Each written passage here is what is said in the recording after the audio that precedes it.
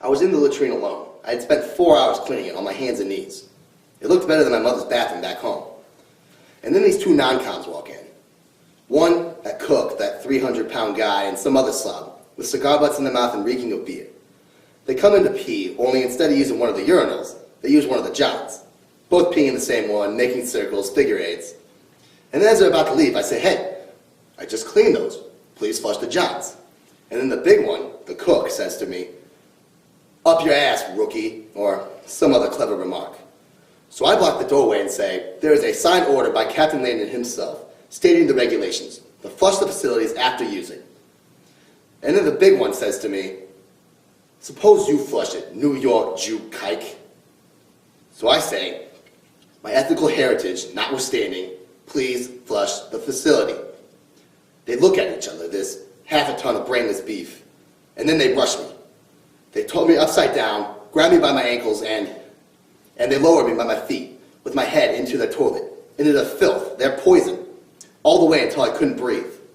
And then they took my belt off, tied my feet to the ceiling pipes, and then they tied my hands together with dirty rags. And then they left me there, like a pig ready to be slaughtered. I wasn't strong enough to fight back. I couldn't do it alone, and no one came to help me. Then the pipe broke and I fell to the ground.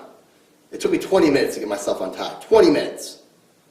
But it's going to take me the rest of my life to wash off my humiliation. I was degraded. I lost my dignity. If I stay here, if I stay Gene, and they put a gun in my hands, one night, I swear to God, I'll kill them both. I'm not a murderer. I don't want to disgrace my family, but I can't stay here. Now do you understand? So I had this revolver. I hardly ever look at the thing, much less take it out of its box in my dresser. I have no particular affection for it. I'm not exactly a gun enthusiast.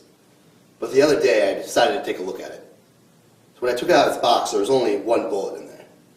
Usually I had 4 bullets. Don't ask me why. I arbitrarily decided on 4 bullets was right, but now there was just the one. But it doesn't matter. So I took the one bullet and I went downstairs. At first I thought it was impossible. Literally impossible. And that fascinates me. It fascinates me more than anything I've ever seen, or done, or thought of in my entire life. The thought that the millions of possibilities seething around and through my life are tangible. They are tangible. And I can reach out and grasp them and hold them and make them my own. The life that I have, that any of us has, seems like reality. But the fact is, there's no such thing as reality. Reality is an arbitrary construct, and unless we empower it, it ceases to exist. And that makes me happy.